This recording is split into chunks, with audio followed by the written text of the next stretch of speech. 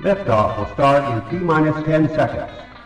10, 9, 8, 7, 6, 5, 4, 3, 2, 1. We have ignition. It's time! Seconds from game 7 or from championship number 6. Jordan, open, Chicago with the lead! Behind the screen, Harper got a piece of it, it comes off. The Chicago Bulls have won their 6th NBA championship. Tying run at second, 2 out, Pompero over the head of Jenks. Uribe charges, throws, out! And the White Sox have won the World Series. To the far side around the 8-yard line to Hester.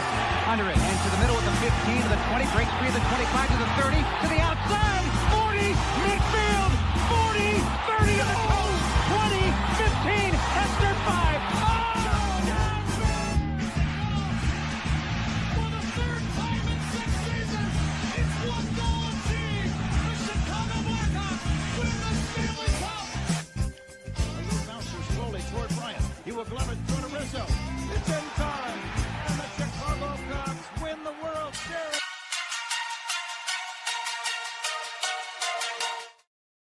What up, what up, what up? Welcome to ShawnSierraSports on Sports Zone Chicago. I'm your boy, the SuperBack, Shawn Sierra. Thanks for tuning in. If you're watching us on Facebook Live, well, then I guess you found us on Facebook. And if you're not following us on Facebook, what? Come on, go to Facebook, type in Sports Zone Chicago, click the like button, and now you're following Sports Zone Chicago. Simple. But wait, there's more. Go to our YouTube channel. And if you're watching us from our YouTube channel, excellent.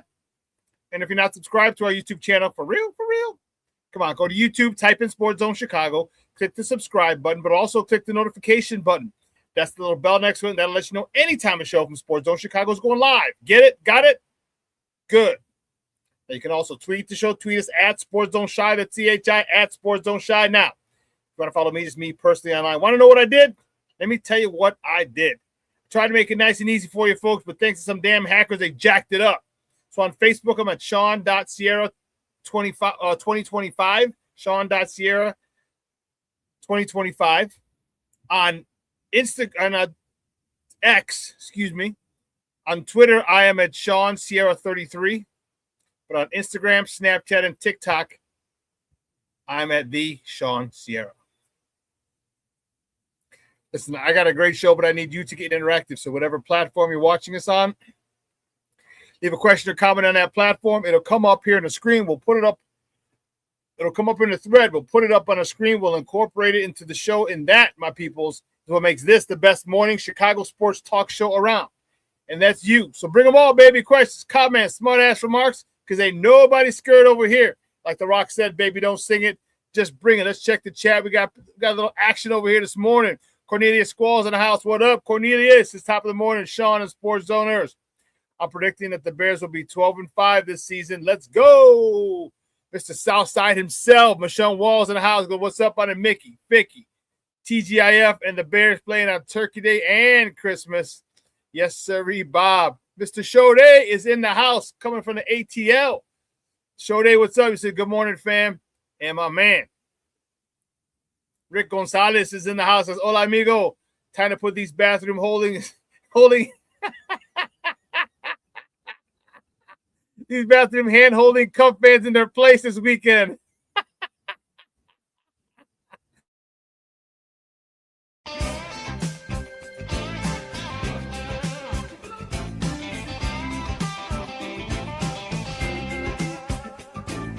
Baseball season's underway.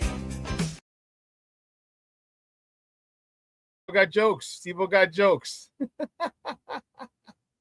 Steve-O has jokes.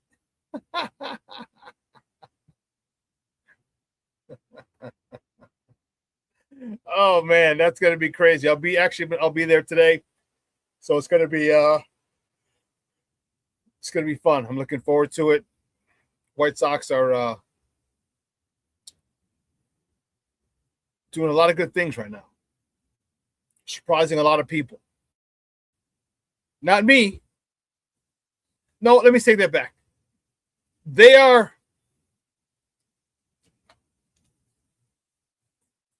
I'm surprised at how someone else every game, someone different is stepping up. I love it, but I'm surprised. I'm pleasantly surprised. Steve and I were talking before the show, and dude, there's guys I have never even heard of. Randall Grichuk? The fuck is Randall Grichuk? Dude's been in the league for like 6-7 years, and I've never heard of him. And he's putting in work. No disrespect to Randall Grichuk. I just never heard of you, boss. Never heard of you. And you got Jared Kalenic. Who the hell is Jared Kalenic? These guys, people like this are like, what's going on? I don't know. But I like it. I like the fact that guys are really, really doing their part to contribute. I like the fact that guys are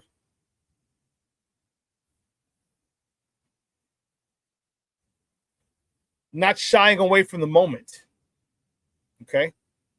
When there's a chance to make a play, to make a big play on the Sox, they do it. All right, we need a big hit. Big hit delivered. We need a play in the outfield. It's delivered. All right, we need a defensive play. Regardless, infield, outfield, we deliver. Starting pitching, great. Davis Martin, probably the best pitcher in Chicago right now. And that's no disrespect to Shota, because I think Shota's the best pitcher right now for the Cubs. Although Ben Brown might have something to say about that for the Cubs. I would say Ben Brown, but his last 2 outings, which have been phenomenal, Cub fans, they've only been 4 innings.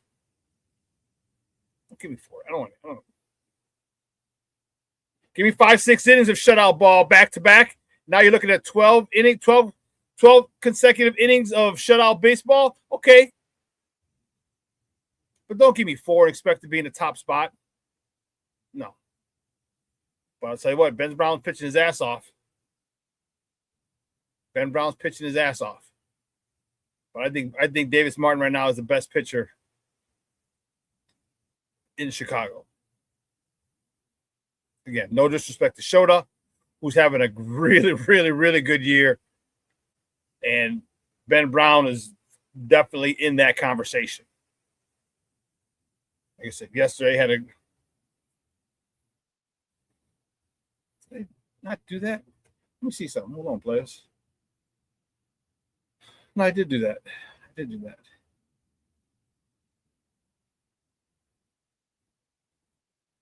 Yeah, I did do that. Okay. So I had to check some of it. Yeah. But this weekend's going to be fun. All right. Hopefully, I'm looking at. Obviously, I'd love to sweep the Cubs. Excuse me, but I'll take 2 out of 3. Continue giving me 2 out of 3. Continue giving me 2 out of 3. We don't need a law. I know we got a 5-game win streak, and it's nice. You know, I'd love to make it an 8-game win streak. I'm not going to bullshit you. Okay, but let's give me 2 out of 3 this weekend. Give me 2 out of 3. Now, I'll be annoyed if we win the first 2 and then give the last one away to the Cubs. Then I'll be annoyed, because one of the things that I really like, that I've really liked about this team, that they weren't doing earlier. And you remember I said there was a couple of times early in the season they won the first 2 games and then gave up the last game to win the series 2-1 when they could have had a sweep. And remember what I said. I said, this is a young team. I said, they're going to have to learn. They're going to learn as the season goes on how to finish off a team. how to put their foot on their neck and don't let up. On the third day, when you've won the first two games, you don't let up. And it's going to be tough. It's going to be tough because the last thing a team wants to do is get swept.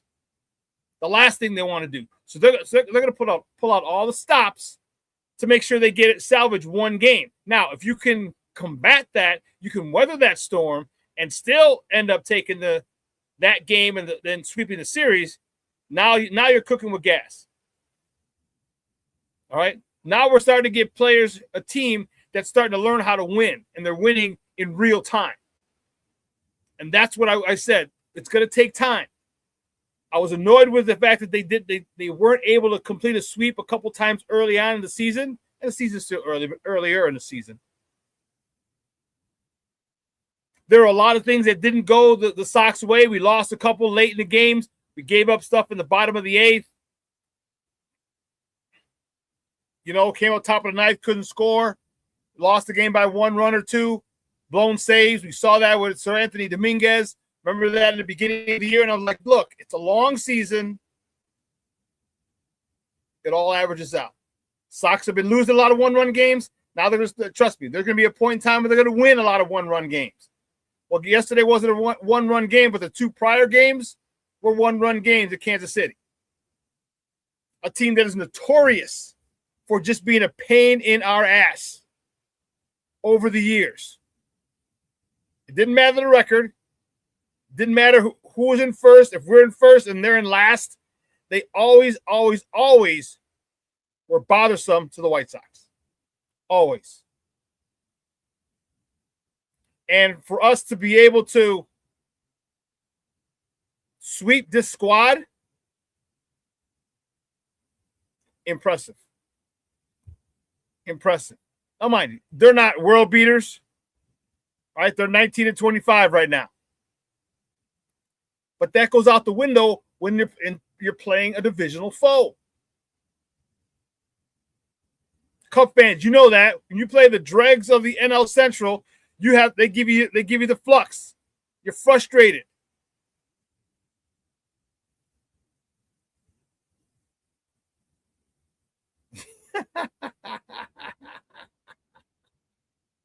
Here comes some more of the reinforcements. My man Black Diamond says top of the morning. FGB, Rick. Like I said, don't hide come Monday morning. We about to little bro y'all ass again. Okay.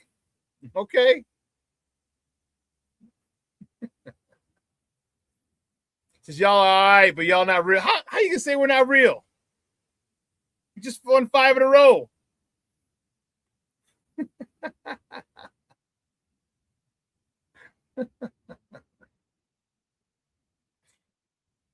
Listen, I love all this. I love all this back and forth. It's gonna get crazy today over at the ballpark. I'm gonna head over there. Before I go, I'm gonna shave, line up, a little goatee. Yeah, it's gonna be a good one today. Could be a good one. But I really enjoy the back and forth here in the chat, and how it's gonna be. Because it's been a long time. It's been a long time since both teams are fighting for positioning. The Sox have finally been good after the last 3 years of 100 lost seasons. Okay. There wasn't really a lot of shit to be talked by us. Really, there wasn't. Okay, but now we're back. And we're playing good baseball.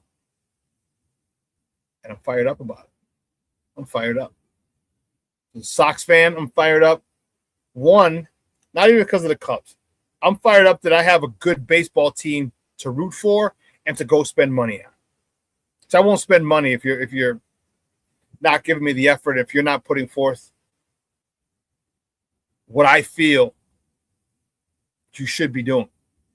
And I know we're only a game over 500, and to most people, that's embarrassing. But when you come from where we've come from, okay, it is progress.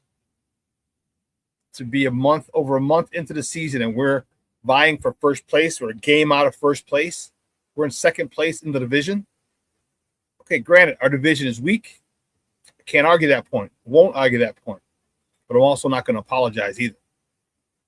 I'm not going to apologize for the fact that all the teams in our division suck. It's just the draw. It's just the draw, the hand we got dealt. Okay, so what they're doing is they're making the most of this, of their opportunity, and they're really gelling and coming together. So in the upcoming seasons, they're going to know how to win. Okay, they're going to be able to hopefully just start off with the division and take it and run with it, because they're playing good fundamental baseball, fundamentally sound. Okay, not shooting themselves in the foot, good pitching, good defense, key timely hitting. I mean, pitching, defense, and timely hitting. That's baseball. That's baseball, and that's what the Sox are doing well right now. 5-game win streak. Happy for them. You know me, I've said a million times, I don't care about the 10, 20-game win streak. I don't care. 5's nice. Just give me 2 out of 3. 2 out of 3, 2 out of 3, 2 out of 3. And that shit adds up quick. That's over 100 wins in the season. It was at 150, 12, 14. 62 is 12, 4, 4, 8. That's 108 wins. If you win 2 out of 3, and I get it, trust me, there's a couple 2 games, a lot of 2-game sets, quick series, 4-game sets. So you're not all the series aren't 3 games, but just average. That's literally what, a third? That's 108 games. That's 108 games if you win every 2 out of 3. 108 games. So, and you don't need, like I said, you don't need the long win streak. You start stacking them. Just stack them, stack them, stack them. That's what I want the White Sox to do. Just keep stacking. This weekend, I'd love for the sweep. I don't think we'll get it. I think the Cubs are too good a team. The Cubs got some good pitching too. So it's going to be fun. It's going to be fun. On the field, in the stands, in the parking lots before the games, when the alcohol is flowing, because we got a tailgate today. And I might be able to go to a tailgate tomorrow too. Who knows? I might be able to go to the tailgate tomorrow, because my buddy had the last minute ticket. Because you know how this stuff works. Someone can't go. Someone gets sick, and they got to give up their tickets, and then so. Marcus Jones in the house. What's up, Papa? How are you? Thank you for tuning in. Did you hit the like button? Yeah, smash the like button for me, guys. I'd appreciate it. I'd appreciate it. You're damn right we did. FGB, Marcus. FGB forever. And listen, guys, speaking of that, let's just make sure. Let's get the pleasantries and the business stuff out of the way first. Guys, go get your Sports Zone Chicago swag, baby. You see we got Sports Zone Chicago hats. We got Sports Zone Chicago hoodies. Sports Zone Chicago t-shirts. We got quarter zips. We got a whole bunch of other cool stuff. Go to sportzonechicago.com. We have FGB hats. We have FGB shirts.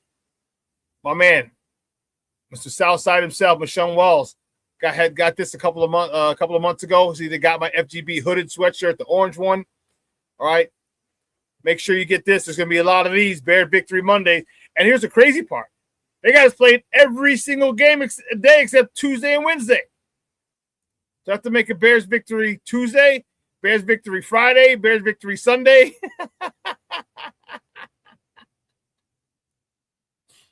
Don't forget your Good, Better, Best t-shirts. Your Good, Better, Best hoodies. We got them all, baby. We got everything you need right here. Go to sportzonechicago.com. And then don't forget, baby, it's coming up.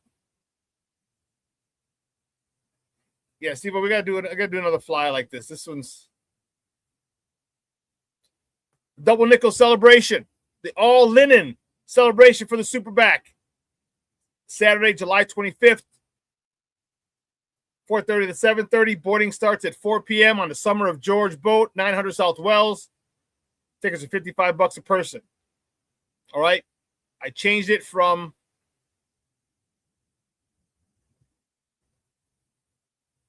Going through Eventbrite, which you still can, But I'd rather you just go Zelle me, PayPal, or Venmo me. It'll avoid the fees. The fees add another 20% to the cost of the ticket. No. I don't want to do that to my people. Okay. So you see that Zelle tag Sports Zone Chicago, PayPal, ShawnSierraSports at Gmail, or Venmo me at Shawn-Sierra. All right, for your tickets. This is going to be lit. Lit. Rick, you're a fool. He goes, can we get an F visiting Wisconsin hoodie? FGB.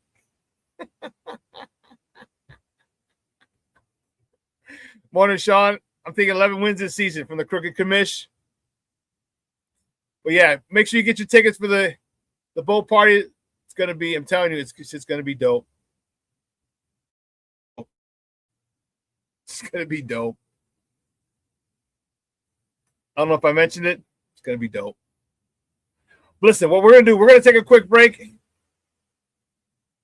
All right, on the other side of the break, we will get to top of the morning topics and preview because Glynn Morgan, NFL Draft analyst, is going to join me at the top of the hour. We're going to talk the Bears release, the schedule that was just released. We're going to go over the draft a little bit because I haven't spoken with Glenn since then. All right, and what's his prognostication for the season in the Bears?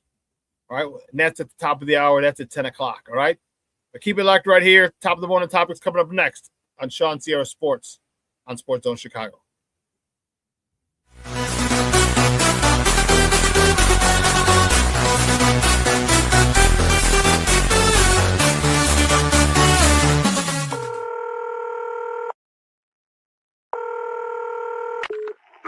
Operator 901, where's the emergency?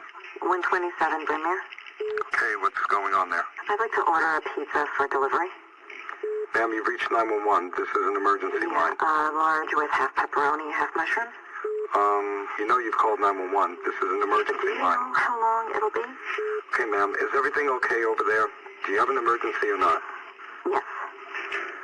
And you're unable to talk because... Right. Is there someone in the room with you? Just say yes or no. Yes. Okay, it looks like I have an officer about a mile from your location. Are there any weapons in your house? No. Can you stay on the phone with me? No. See you soon. Thank you.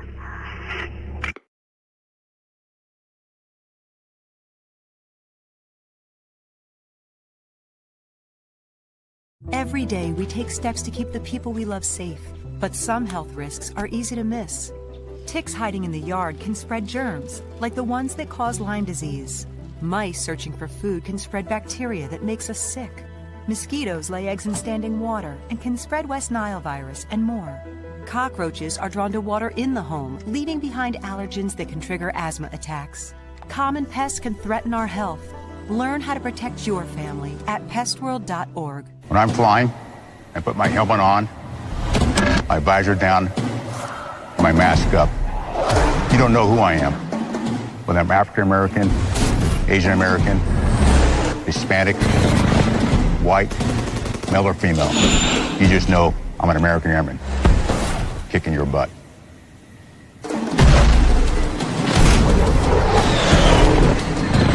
I'm General C.Q. Brown Jr. Come join us. No, I don't know though. I'm scared. I mean, you're so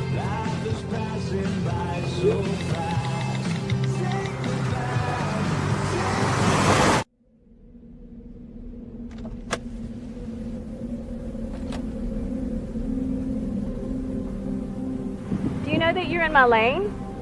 No, not at all. Are you not paying attention? Are you texting? I was just checking in with my mom. I was telling her that I thought we'd be home by 6. It's okay. There's enough time. Just pay attention. I'm not even halfway through my text. There's no way. I'm not even going to look up. My babies are in the car. You have to pay attention. It's just supposed to be a quick text. I'm so sorry.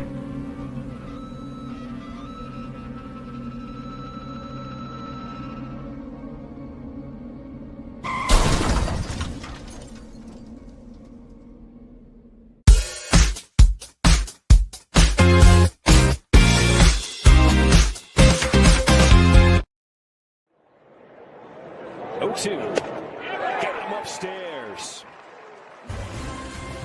2 strikeouts in the first. White Sox bats coming up. 2-2. Grichuk. A blast into left field. Back it goes. Get out! Randall Grichuk, his 3rd homer of the season. And the Sox take the lead here in this first inning.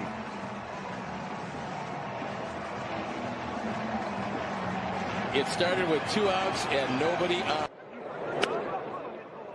Popped up Murakami in foul territory, and he makes the catch in front of the railing. Welcome back to ShawnSierraSports on Sports Zone Chicago. Those clips courtesy of the Chicago Sports Network. Those are the good guys on the South Side, and they're staying on the South Side today, baby. I am fired up. Yes, the Crosstown Classic begins today. But listen, let's get it crack-a-lackin', baby. You know how we do the first segment of every show. It's called Top of the Morning. It won't come just when you want it.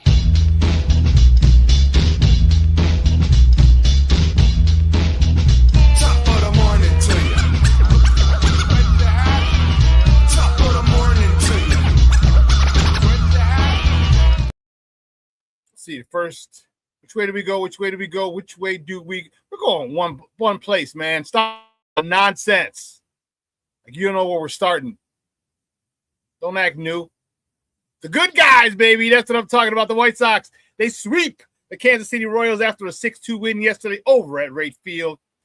Anthony Kay was on a bump. He got the dub. He's 3-1 on the season. He went 6 innings, 6 hits, 2 earned runs, 2 walks, 4 punch outs. Actually, that's a quality start, young man. Way to go.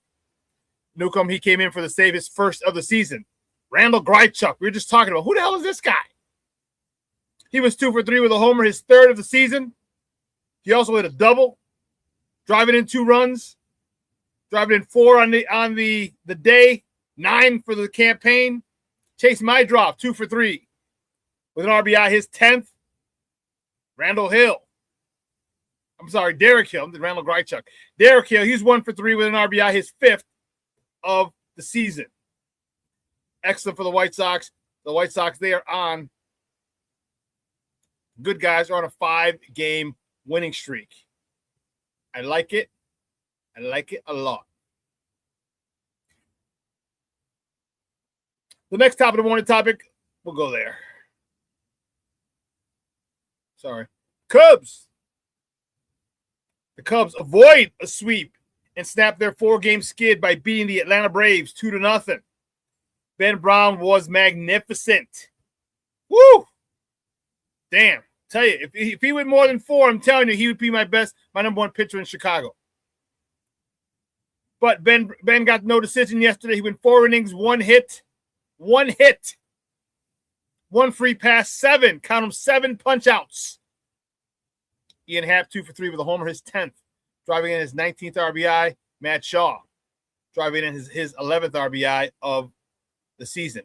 As I said, it snapped their 4-game streak because you did not.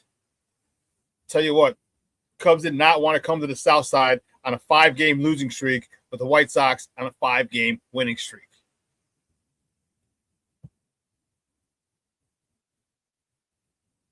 So the next top of the morning topic, yeah, baby. The Crosstown Classic South Side Edition starts today. Stevie, you know I don't like that picture, you son of a biscuit. You had to put that in there. All right, the White Sox host the Cubs at Wright Field. First pitch is at 6:40 p.m. Central. You can catch that game on the Good Channel, Chicago Sports Network, or listen to it on the White Sox flagship station, ESPN. That's ESPN 1000 AM. Or if you're a Cub fan, you can check that game out on the Marquee Network. You can check it out on the Marquee Network, or you can listen to it on their flagship station, 104.3 FM or 670 AM, The Score. The probables for today's game, Edward Cabrera on the bump for the Northsiders. He's 3-1 with a 3.88 ERA going up against Sean Burke, who's 2-3 with a 3.68 ERA going for the good guys. This is going to be I like it. I like it a lot.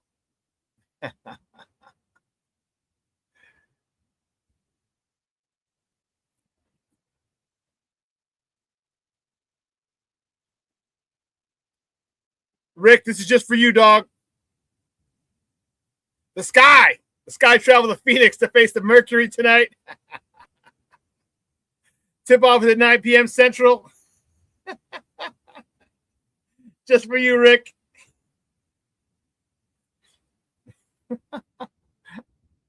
So I know you're dying about. You got to know about your WNBA schedule. As I said, the Sky traveled to Phoenix tonight to face the Mercury. Tip-offs at 9 p.m. Central. You can catch that game on Ion TV. Next topic of the morning topic: the Bulls. The Bulls are hiring. According to ShawnSierraSports, they're hiring former Magic assistant GM Steven Mervis for their senior vice president of basketball operations position here in the organization. That's going to be, of course, under executive vice president Bryson Graham's position. We'll see. We'll see. We'll see. We'll see.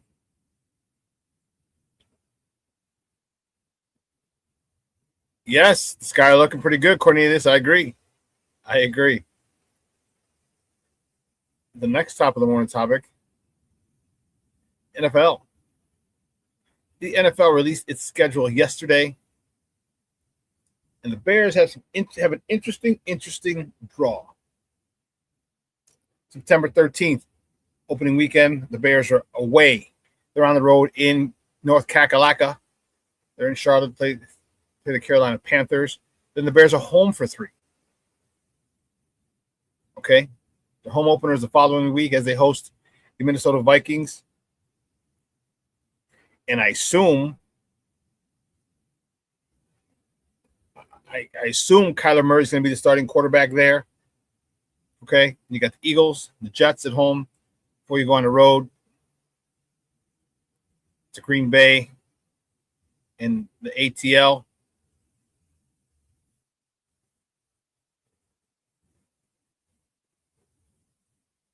Okay, Steve-O.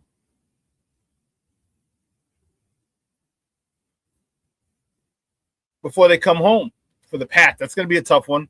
Then they go right back on the road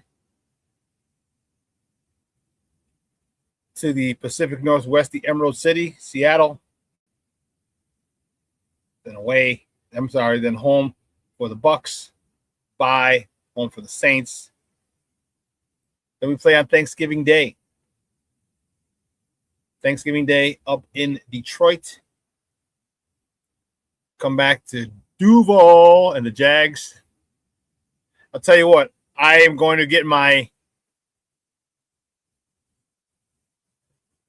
arrangements, flight tickets, and hotel ready for that December 13th game. Bears in Miami. It's a good place to spend December. A weekend in December is Miami. Then we go to Buffalo. So we go from Miami, and finally we go up to Buffalo. Then we come home for 2 of the last 3. Green Bay on Christmas Day. The Lions, we have a little bye. The Lions, and then we're on the road for the Vikings. If you wanted to see, you can do that. Check out I thought it was a pretty cool deal. Check out the way Bears released their schedule yesterday.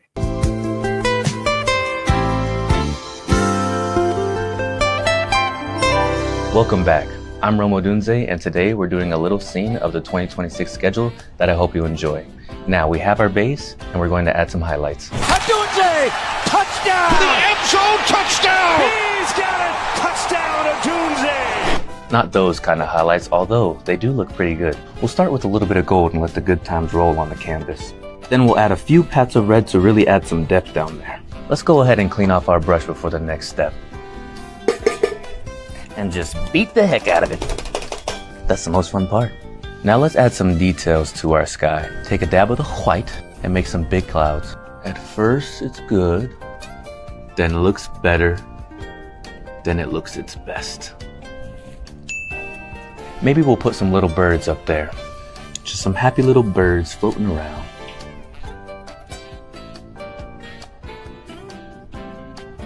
Perfect. And if you mess up on one of them, that's okay. You can just turn into a jet like so. We've got some great trees over here, so let's add a little texture. I'm gonna use this old tool that I had lying around. Isn't that satisfying? Now let's focus on the lake. Maybe you got a couple ships sailing in, one from the north, one from the south. You could even add a little dolphin in there if you'd like. In our world, we can have anything that we want. Any old thing. Let's add some little critters down here. Maybe you've got a few cats, maybe even a buffalo. Be brave.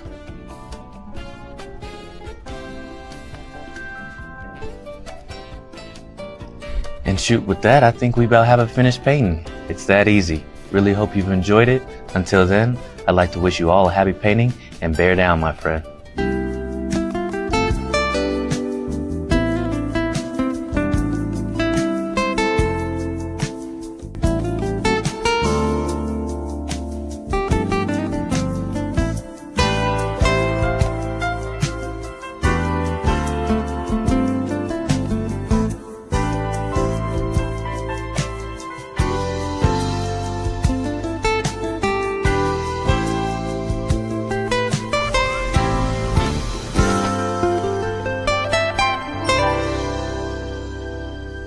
One of us is gonna have to change. Welcome back. That video courtesy of the Chicago Bears. That was what they put out yesterday for their release party. The scheduled release party. That was pretty dope. So what are you thinking? What are you thinking? Some people already gave me some predictions for the season, and it's going to be interesting because there's a lot. We got a tougher schedule. 8 playoff teams from last year, if I'm not mistaken. So it's not going to be a walk in the park. But again, I'm definitely not going to be like, oh, they got the worst schedule, the toughest schedule in football, blah, blah, blah, blah, blah, blah. You know how I feel about that. You know, that's something stupid to talk about. All right. You never know who's having an off year. You never know who's going to get hurt. Coordinators leave. Coaches leave. Players leave. Players are added. So you never know who's going to be good. Okay. You know, people talk about and want to harp on what they say is the toughest schedule in the league.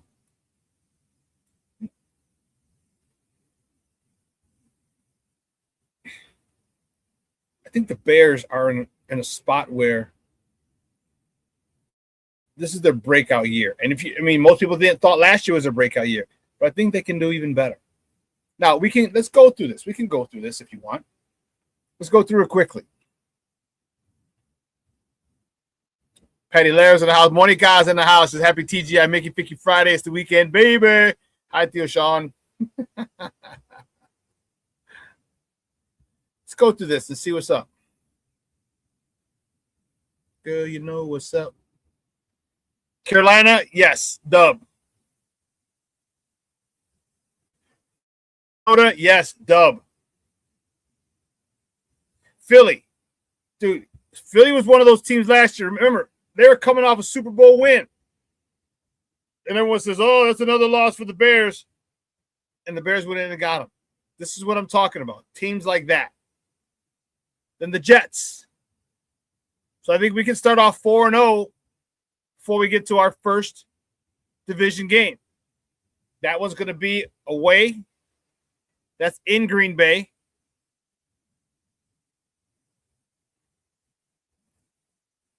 For shits and giggles, I can give it a loss. It's 4-1. The ATL, I think we got the ATL. It's 5-1. The Pats, a lot of people were saying that the Pats were overrated. Talk about one-hit wonders. That's at home.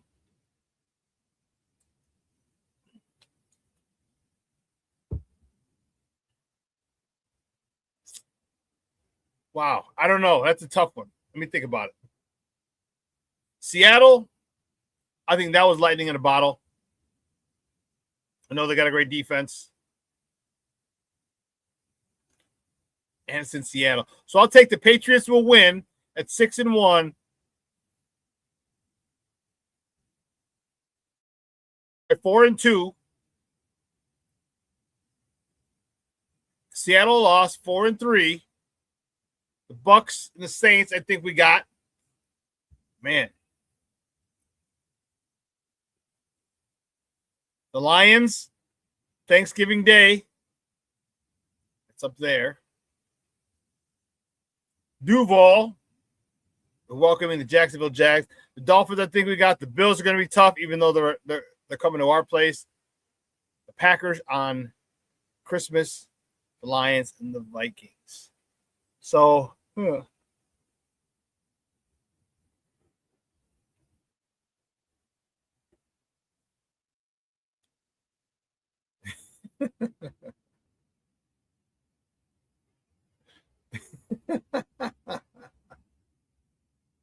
man Rick, I love it. I don't know what the Bears' record will be. The good guys are winning 2 out of 3 versus the scrubs this weekend. FGB.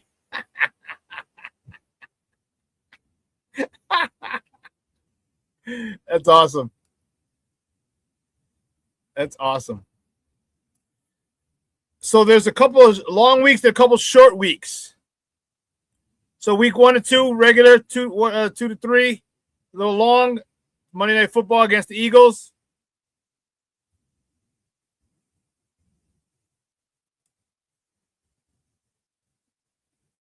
Then a little bit of a short week with the Jets.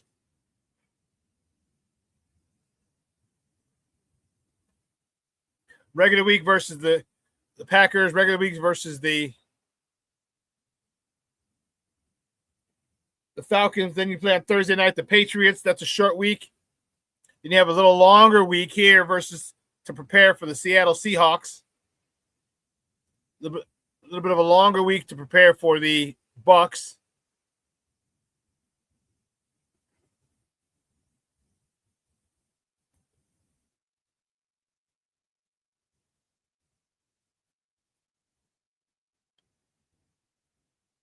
Yeah, I don't know about this one, Steve. Check the dates. Sorry, brother.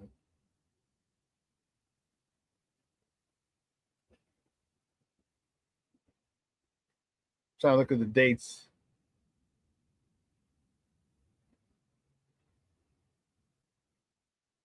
Huh.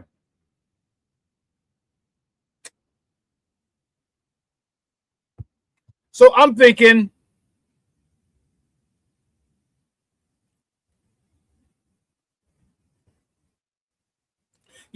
Shorty, we don't have 3 away. No. We got 3 home. Vikings, Eagles, Jets, 2 away. Then we're home, away, home, bye. Away, home, 2 aways, 2 homes, and an away.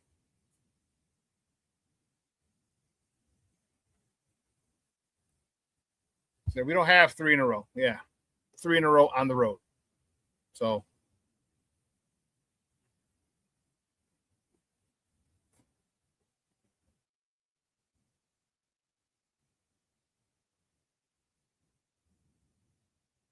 what do you mean? It says 2 series of 3 away games. No, bro. What are you talking about? Away is the orange. There's 1. Then they have 3 home games. Then they have 2 away games, Green Bay and Atlanta. Then they're back home. Then they're on the road. Then they have 2 more home games. Then they have a road game back home. 2 on the road, 2 at home, 1 on the 1 at home. Or 1 on the road. So yeah, they don't have 3 games in a row on the road. Okay. I'm giving them at least 11-6. At least 11-6, maybe 12-5. And people might say I'm a homer. And that's okay.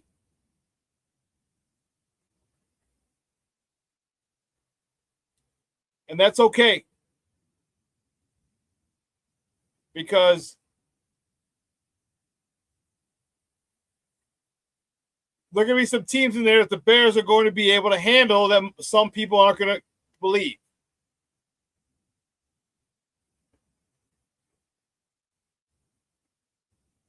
Like, we should get out. The Bears should get out of the gate quickly. 4-0. If you can beat the Green Bay in Green Bay, 5-0. Atlanta in the ATL, 6-0. Before you deal with the Patriots. Maybe if you win that one 7-0 before you get to the Seattle Seahawks, maybe your first loss because you're on the road, the defending NFC and Super Bowl champions.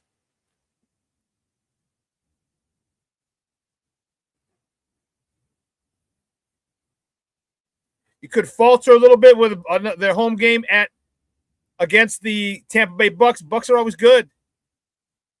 Bucks are good now.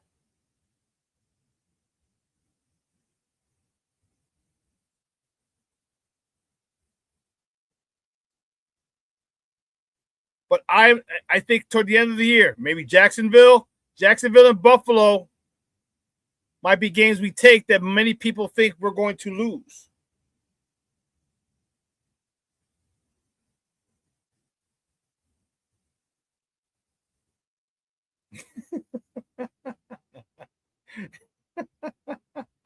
Shorty says, sorry, I'm an idiot. Rick says, Shorty had them edibles early as fuck. FGB, LCBC, let Caleb be Caleb.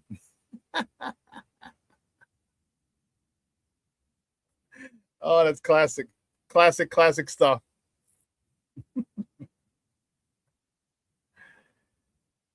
You know, I am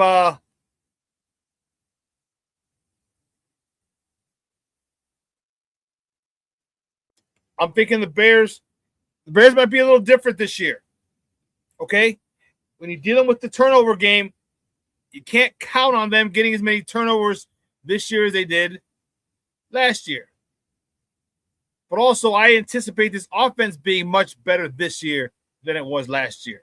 So the Bears, Steve and I had said that just before the show went on. He's like, Steve-O said, yeah, well, I don't think the Bears, might not have as many comebacks as last year. And I said, you're right, because we're going to be ahead. We're going to be ahead in games going into the fourth. They're coming down the stretch. And our defense is going to have to step up. So we're not going to have to come from behind because we're going to have the lead.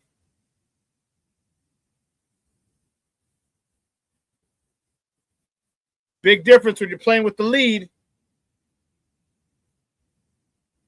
and you're playing from behind.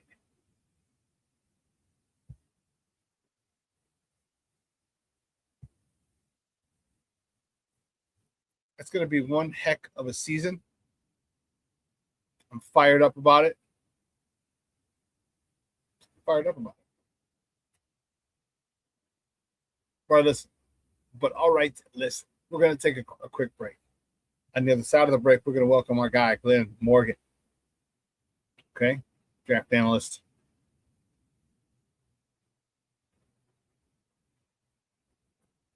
No problem. Draft analyst, and we're going to talk a little bit of the draft, his thoughts on the picks, thoughts of the schedule, and where he thinks this team could finish in the division. All right? So keep it locked right here. ShawnSierraSports on Sports Zone Chicago. Hey, it's your boy, the SuperBack, Shawn Sierra, and be sure to follow Sports Zone Chicago on all social media platforms, on Facebook, Instagram, and our Roku channel. You can find us at Sports Zone Chicago, and on Twitter, we are at Sports Zone Shy. Also, be sure to download our mobile app so you can take Sports Zone Chicago with you on the go.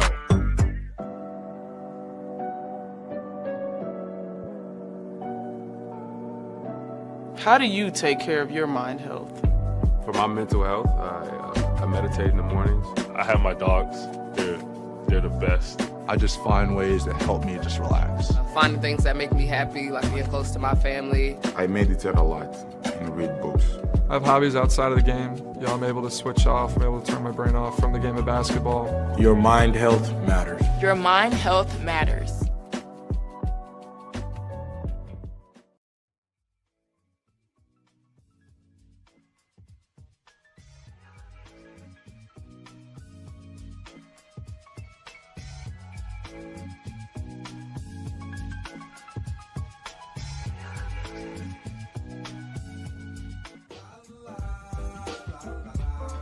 It's a grown man sport. What? It's a grown man sport like that. Your Marine Corps' way of life is to defend the American way of life.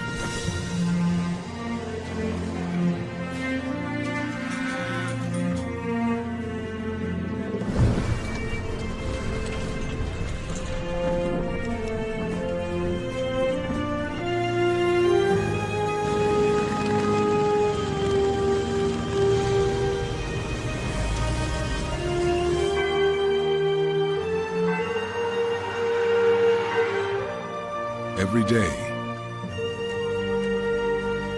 no matter where we serve, we take a stand for our nation, for each other, for us all. The few, the proud, the Marines.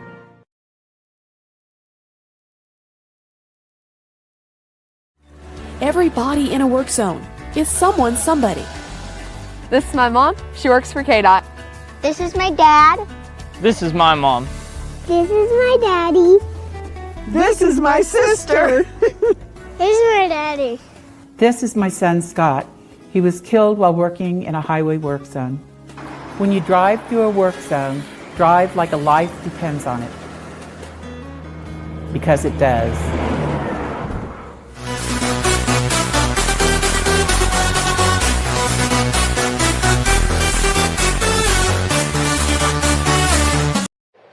Two-one.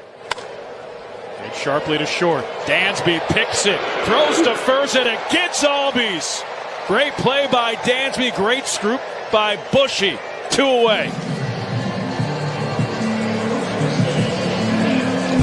Braves fans used to seeing Dansby Swanson make plays like this. This is kind of his patented play. A little help on the other end. Bushy with the pick.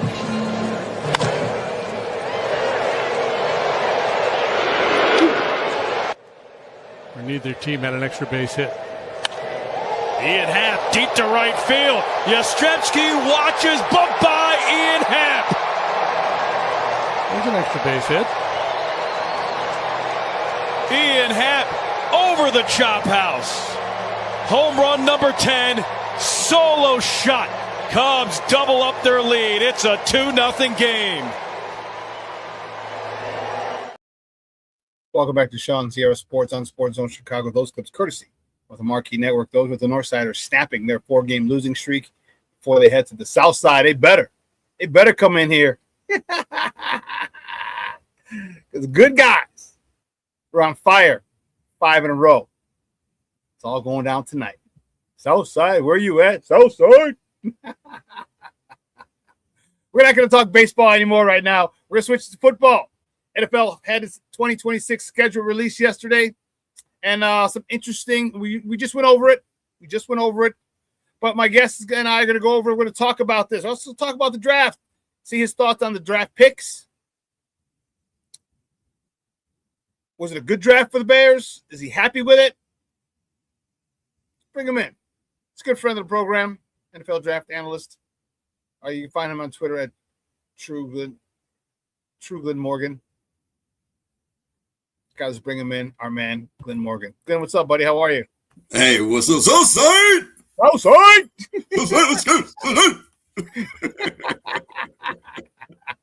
Yeah, bring no fools to the north side. Let's go. I mean, what are we talking about here? Come on, man.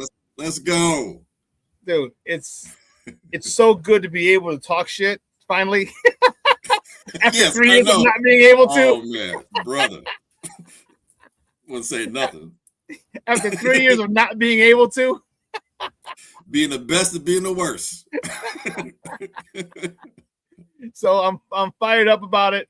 It's gonna be good. I'm actually. Are you gonna be able to head to any of the games this weekend? Nah, brother. No? Unfortunately, no. But it's okay. All good, man. You know. I'm going tonight. Ticket opened up, so buddy of mine always offers me whenever he puts together these outings, and I wasn't gonna go, but he said one opened up. I was like, all right, man. Had a lot going on. I'm like, you know what? Let's go get a little crunk. For real. Enjoy, enjoy. I shall. And we got to get to a game. We got to get to a $5 Tuesday, man. Yes, $5 Tuesday. We'll make sure we set that up.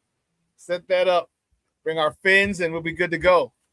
But NFL schedule release was yesterday, and I am not one. Everybody talks about, well, the Bears have the toughest schedule in the NFL, and I'm like, no, they don't. All right, people forget, and this is the thing, but this is something to talk about. This is literally fabricated stuff. Yes, according to the records of the teams last year, okay, they face it, but it's not. They're not playing the records. Okay, no. Coaches leave, players leave, coordinators leave, players are added. All right, teams are completely different. Did anyone think Philadelphia was going to fall off the way they fell off last year? No. So you have no idea. Even the Ravens, I know they beat us, but the Ravens fell off. So you don't know who's going to have a good year, who's going to have a bad year. So when people sit there and say, oh, the people get worried about the Bears have the toughest record, you don't know. You just don't know. That's why you got to take it 1 week at a time. And when you get a chance to get a good team, like let me put some up. We got some good teams early. All right, when you get a chance, Philadelphia, the Eagles or the Packers or the Packers, Patriots win the Super Bowl.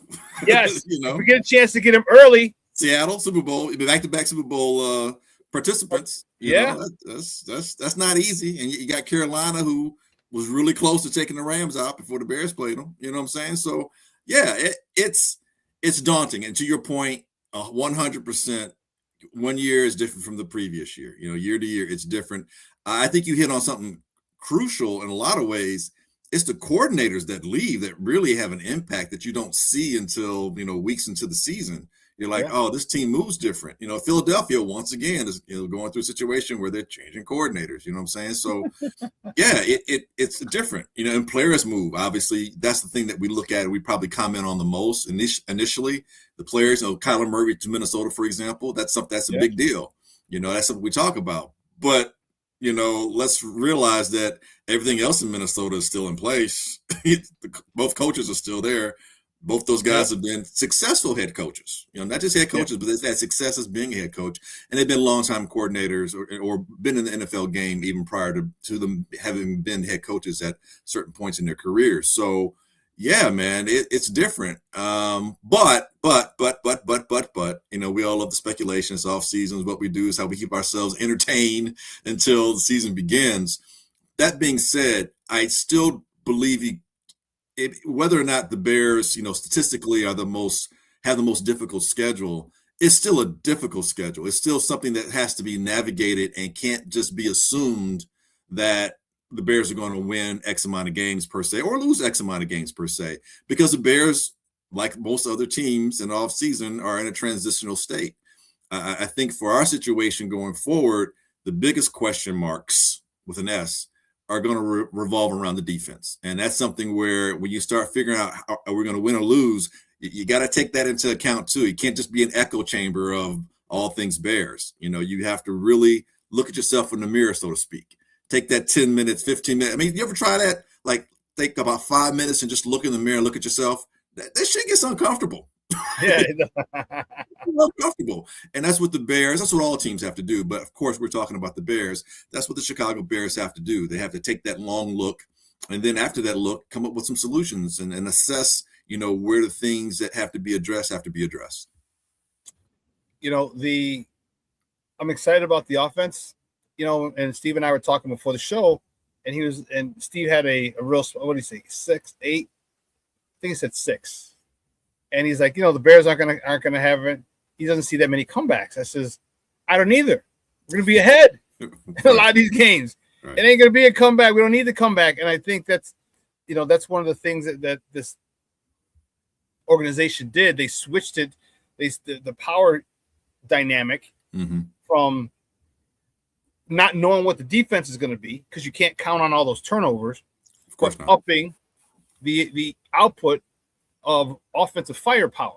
So now this offense, and now Glenn, we don't have to Caleb, Rome, okay, Luther Burden, Colson Loveland, Cole Kmet. They don't have to learn a new offense this year.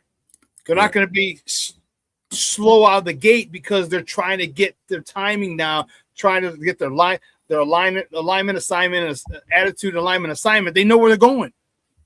This offense is going to be a lot more potent, I believe, and it's going to help with the defense, because I think the Bears since they couldn't snag one of the defensive players they wanted, let's say, okay, can you score as much as we can?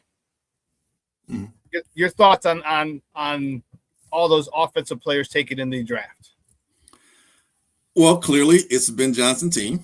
I didn't have any doubts after last year. After last year's draft, I was like, oh, this ain't a typical Poles draft. Ben Johnson had a lot to say about the draft. And after last year's success, I'm like, well, I know he's going to have a lot to say about this draft. I just didn't know what he was going to be saying. And he spoke, again, clearly. I care about the offense. Defense, I'm going to give you something, but, figure it out. But my jam is the offense. And to your point, I agree. It's like, I tell people a lot of times, they're like, yeah, you didn't play pro football. I'm like, I know I didn't play pro football. I understand that. I said, but I've been watching this team for half a century. You know what I'm saying? Been watching football for half a century. And what's in here in this city specifically, it is defense dominant.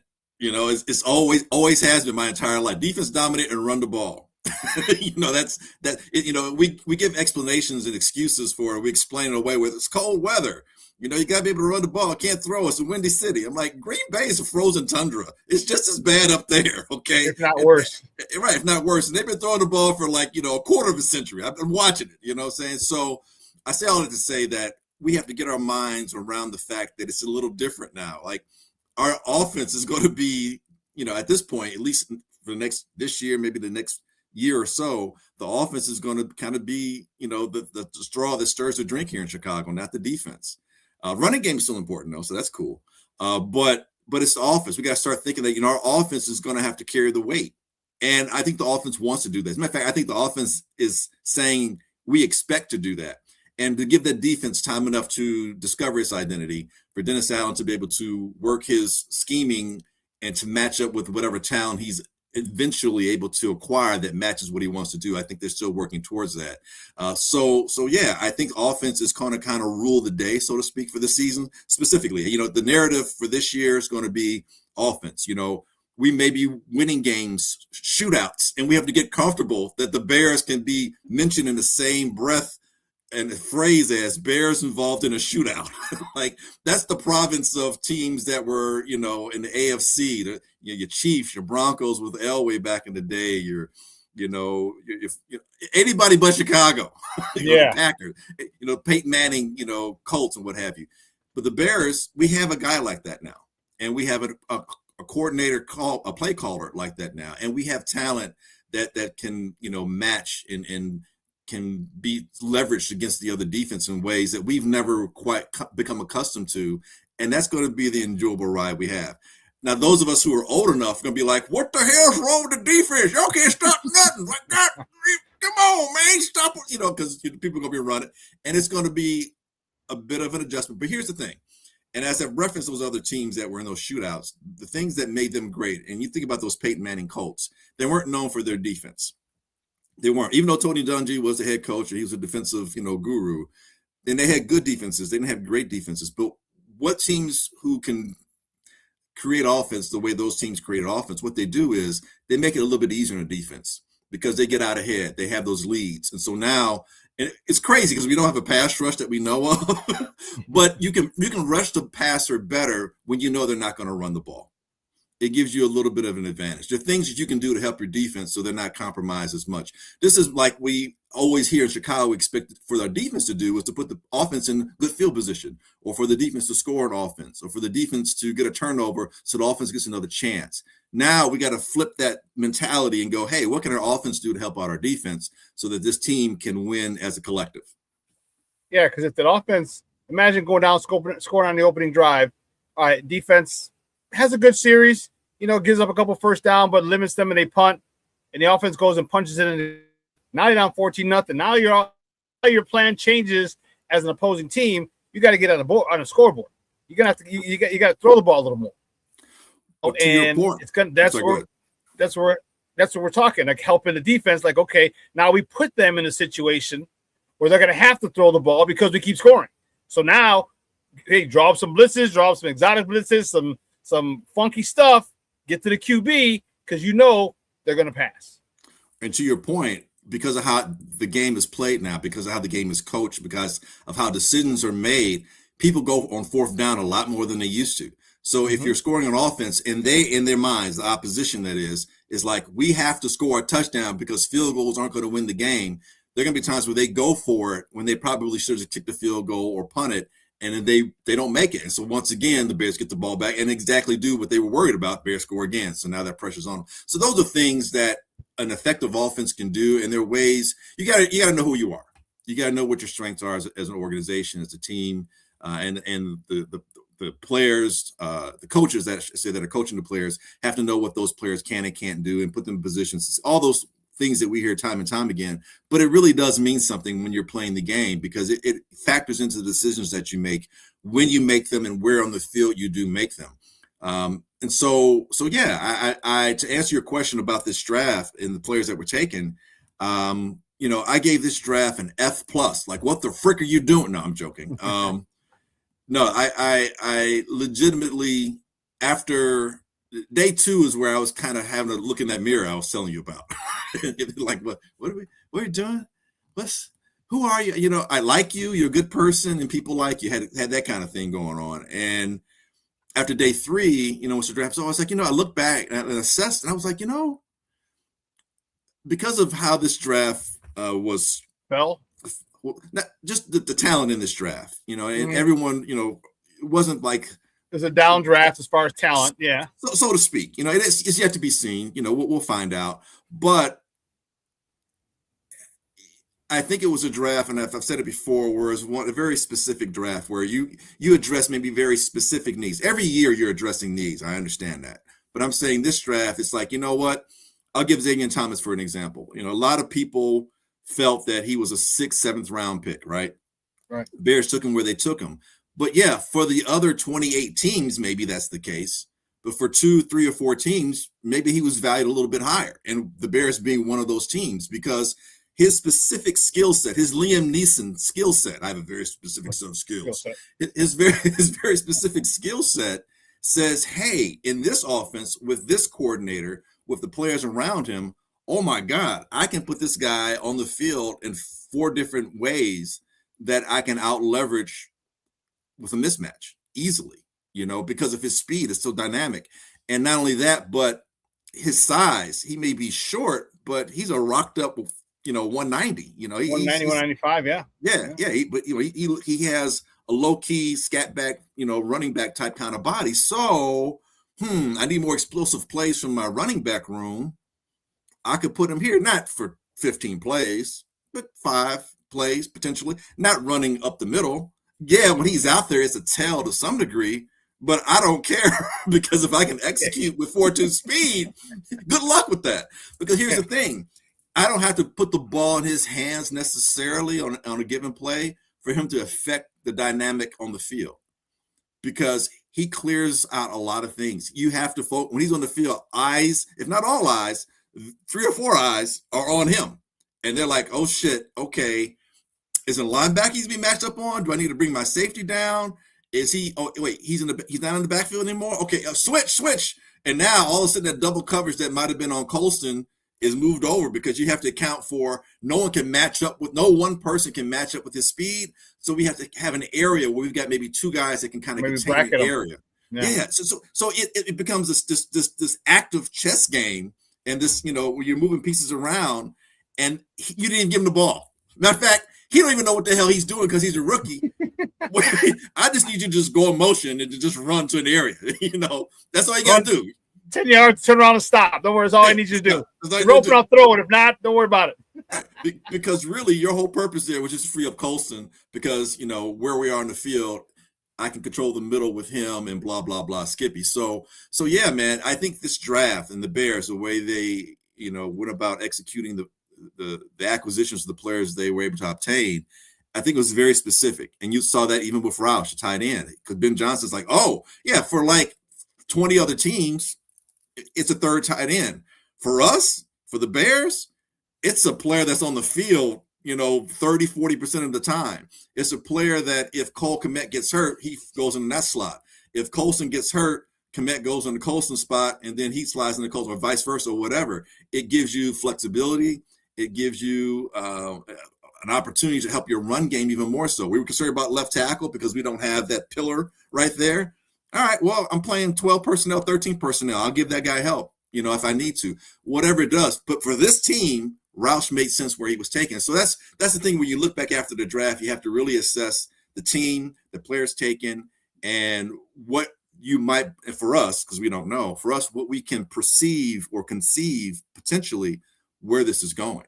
So I think in that respect, it was a solid draft. I gave it a B minus with an arrow pointing up. So I think it's a solid draft. And I think defensively, they got some draft picks that, again, were in some areas that maybe not a big concern because we didn't get the quote-unquote the pass rusher. I don't think that person was there after maybe 15. You can argue T.J. Parker maybe, but after that, I'm like, I don't know that you're getting anybody in this draft that's going to push the people you already have in place. I don't know that you're getting anybody in this draft that you might not be able to find someone in free agency that can do just that. But as a veteran, so there's less you have to coach them or teach them. But getting Muhammad, yeah, because in a real quick way, the secondary, which has been the strongest unit, could become a more vulnerable unit if certain players aren't healthy. We saw Johnson wasn't healthy most of last year. Jarrell Smith's coming off of patella situation with his knee. People still kind of question. I don't, but a lot of people still kind of question Tariq Stevenson in terms of, is he going to have a Tariq moment where he does something goofy or whatever, is Kyler going to stay healthy? So getting Malik was like, yeah, no, it kind of makes sense. Obviously Dylan Thieneman was something I was super high on. I think when I talked with you before, the safety position was something that I thought the Bears were going to address in the first round. And they did. I thought it'd be EMW, but I didn't think Thieneman would get past the Vikings, and he fell back. Who thought that, dude? Who thought he was going to get past the Vikings? Nobody. Harrison Smith gone? Man. Yeah, I'm like, oh, okay, thank you. Good looking at. I remember I was watching the draft with my cousin Rod, and I was like, dude. I say, wait, I said, man, get the card and run up there. I don't want you to even think extra second about it. Get the card, run up there and get him, because that guy gives you a lot of what you're looking for in spades, And I believe if you can produce on defense at Purdue, you can produce anywhere, And he did that for 2 years at Purdue before he, went to Oregon, and people actually got to see him. He was on a better team. So now you see what it looks like when he's the best player on a bad team, which sometimes can be misleading.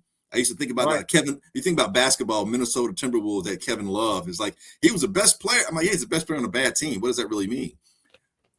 But then when you see a really good player play with other talented players, then maybe you can be in a championship mode. He stands out, and you're like, whoa, hold on, player. Right, because now he can blend his skills in. The same thing like with Kevin Love. He goes over to the Cleveland Cavaliers. I'm not a LeBron fan. I'm not touting the Cavaliers, but with Kyrie, LeBron, and Kevin Love, now you got a team that goes to the championship 2-3 years in a row. So we see what Thieneman looks like on Purdue on a bad team, but we also see what he looks like on a team that's talented like the Oregon Ducks, and he's still producing. And then not only that, you see his versatility. He can produce in a variety of ways. And so yeah, man, I was really, really high on him. And at the conclusion of the draft, I felt very solid about what the Bears were able to do with this draft. Yeah, guys, we're on with Glynn Morgan. He is NFL Draft analyst, and we're talking Bears football here on Shawn Sierra Sports on Sports Zone Chicago. You know, the one thing that we have to get used to is the fact that Ben is going to pick people that he needs, all right, because we're not used to that. You mentioned it earlier, specific. So if he's like, all right, I want the slot receiver, all right, this is what I need my slot receiver to look like. Who in this draft, all right, boom, boom, boom, 1, 2, 3, 4. Here's who we got. The number one slot receiver might be who fits our system, might not be the number one person on everybody's board. Right. Might not be Concepcion. Yeah, it might not be. Okay. But this guy will be a more perfect fit. And I think that's the thing that we have to, and I think now that we're seeing it, our Bear fans are going to be more educated. And instead of saying, like, I was mad as hell. I was mad as a mother Hubbard boy. I was like, dude, so. And then I'm like, man, wait a minute. I'm like, I know I can't get mad at Logan Jones, but damn, we didn't get no defensive tackles. And I'm like, wait a minute, who are we going to take? And these are some of the people that went before Logan Jones: T.J. Parker, Katie McDonald, Mason Thomas, Cassius Howell, Christian Miller, Derek Moore, Zion Young. Okay, some decent talent. These are all guys that Gabe Hawkins from Illinois. These are all guys that we don't know that if the Bears probably had them on their list and they're gone. Right. So the Bears are like, okay, well, should we take the 8th best defensive end? No. Or should we take the best center and fix Caleb with a guy who's going to be here for the next 12 years? 10 years. Yeah, exactly. He'll be Jeff Saturday he'll be Jeff Saturday to Peyton Manning. Yes. And I said that same thing too. Did you? Nice. Yes. And that's what Bears fans have to, I think they're starting to understand, especially after this draft, that he's going to get what he wants, and they have specific needs. Right. I need my guy to do this. I need this player to be able to do this. And who in the draft can do this? Okay. Probably maybe 3 or 4 players that can do this. I need a player over here who can do. All right. Who can we go? And that's how Bears fans have to understand. That's how you're going to make your team better, by getting specific guys. Look at, the Patriots did it forever.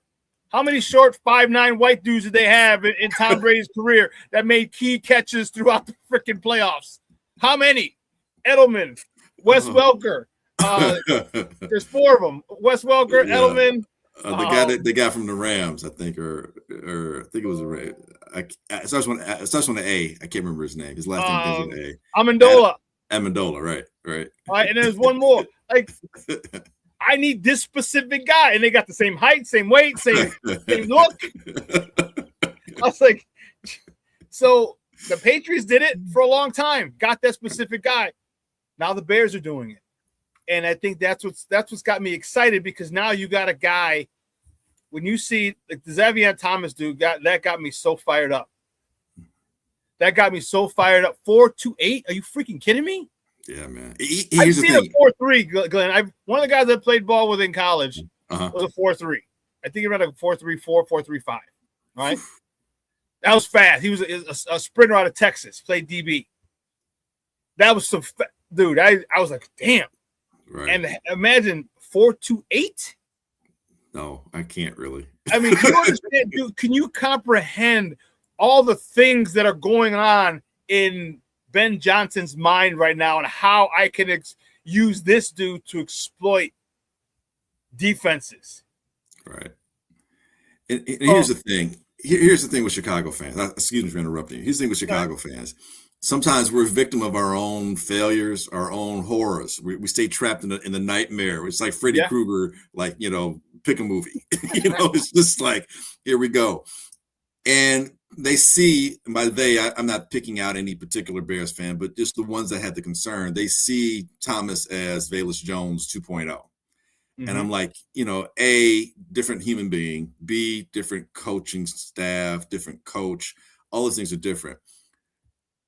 And it's like before you make that assessment, kind of look at the player first and understand what he's done, at the collegiate level, how he was utilized, kind of get an idea of his history, and then look at and assess your own coaching, staff, so to speak, as fans, look and see what your coach has done and your coordinators have done, your position coaches, and see the one thing that we didn't see under the previous regimes, and that was development. We very rarely ever use that word. Seriously, it's like more we use underdeveloped, still need to learn. That happened a lot over the last, 10, 20 years. But last year alone, you just saw how all of those rookies that were drafted on offense, basically, especially the skill guys, were not only utilized, but were leaned on heavily into the playoffs. And we're producing in the playoffs. Okay. But you saw development. It wasn't like they just jumped on the screen like week one and they were great. You didn't see Luther really until like October-ish. Bingo. You know why? Because they weren't ready. And you know what good coaches do? You don't play them when they're not ready. Exactly. And I looked at Kyle Monungai's stats. He got like 3 carries. I don't think he had a carry for the first 2 weeks. And it was like he didn't have more than 5. Right. He didn't have more than 5. Like, you can't pass pro. Sorry, no block, no rock. And he had to learn. And Eric, that's the one coach that I'm really upset that left is Eric Bieniemy. I really wanted him back. Yeah. But I get it. Yeah. I get it. That's the guy who's overqualified. Yeah, position. Dude, I loved it. But I'm also a big fan of Antoine Randall L. Mm-hmm. I'm a huge fan of his as well. You saw the You saw the way the receivers blocked. You saw the way those guys stepped up, and they understood. The thing we need to do is win. The thing we don't need to do is get me X amount of yards and touchdowns and catches. That's not the objective. The objective is to win. Right. If this week I have to block more for the running game, then I'll block more. If this week I have to catch more passes and score more touchdowns, then this week I'll do that. And the cool part about it is that every single one of those receivers was down for whatever. Mm-hmm. They were down for whatever. If I block it this week, cool. Because how many times we saw Rome with catching all the touchdowns, but we also saw Jade Walker. We also saw Colson Loveland. We also saw DJ Moore. We saw all those guys blocking. We also saw those guys with big games at some point or another throughout the season because that's what was needed that game, and they had no problems with it. And that is a sign of a great team. When people say, "Hey, I'm not worried about. I want my numbers, but the one number I want to go 1-0 for the week." And that's the cool part about that's the culture that's built, and that's what I love is that everyone is down for whatever you need me to do, Coach. I'm here. And when you say all that, and I'm 100,000, 20,000, whatever number, infinity agree with you on that statement, on that point you made. And when you say that, what I hear is you don't necessarily have star players mentality. You have players starring in their roles. And your role this day might not be the number role, but next week it may be that, or whatever the case might be. And when you look at this draft, what gets me excited is when I heard the majority of these players, the ones that were drafted, when they got the opportunity at the podium to talk about what it's like, being a rookie, being here in the Bears, what their expectations are, along and aligning with what the organization's expectations are for them coming in. And I hear players underneath everything they're saying. What they're saying was great. Underneath, I hear the excitement about being able to be in a situation where they know they're going to be utilized. Players want to know they're going to play. Players want to know that they can contribute. And players, what's the one thing that probably Frank Thomas hates the most about the World Series ring he has with the White Sox? He didn't really get to play. How do you feel like you're part of the team? You know what I'm saying? Yeah. That's an injury. That's a little bit different. I understand that. But my point being is that you want to know you contribute. You want to know that you're necessary, that you're useful, that you're valued. And I think with Ben Johnson, the excitement with these rookies, and I think it's going to pay dividends down the road when it comes to free agency. They're going to want to be a part of this because they know they're going to be utilized. Yeah, the money, all that stuff, winning, the culture, but I know I'm going to play. I'm not going to go somewhere as a free agent and I'm not going to play. Why would I do that? R. Kelly said it. Players want to play. Ballers want to ball. Exactly. It's just that simple. And you're right. It's just that simple. And so yeah, man, I see the excitement. And then when that happens, to your point, players do make the sacrifice, or they do make the commitment to sacrificing for, quote unquote, the greater good, all those overused sayings we have, but it plays out. There's a reason why it's an overused saying. There's a reason why it's hung around since before any of us took breath, because it has impact, whether it's on the football field, whether it's in the boardroom, whether it's in the classroom, whether it's something as serious as the military. All those things matter, man, when you're able to do that and you get that winning formula and you're able to have that sustainability. Again, another word that we have been able to use, at least not in the positive, when it comes to this organization and its Bears, family overall, including the fans and the team. Yeah, so this year is going to be really exciting for me. Talk to me about the leadership of Caleb. All right, already Caleb has had those guys out in LA with him, practicing at USC, throwing the ball around. Talk to me about what you expect from him. What have you seen from his leadership? In doing that, what do you expect to see as a result of him and all them boys? We're talking Jahdae Walker. We're talking Colston Loveland. We're talking Luther Burden. We're talking all these guys who are out there playing, who are committed. Talk to me about how you think that's going to translate this season. Yeah, I think with Caleb, it's all performative. He's inauthentic. He's a BSer. He's just Hollywood. It's just the BS he learned at USC. I think it's just for show, baby. You know what I'm saying? It looks good. Sounds nice. Good for the gram. Looks good for the gram. Looks good for the gram. Exactly where I was going. Get the clicks, baby. It's all about the clicks. It's Caleb, before he became a Bear, when he was still in college, and when you look from afar, some of it did seem very selfish in a way, like he was going for his, get my numbers, get my Heisman, get this. It seemed very, centered on him. Self-centered, yeah. Right. And the first season didn't help a lot of things because of how bad things were around, and his father in the off season and the book and all these things. It's like, do we have somebody that's out for himself and his own glory? And, is he going to sacrifice, a play because he wants to make it look good? You know what I'm saying? Those questions were still kind of around to some degree going into last season.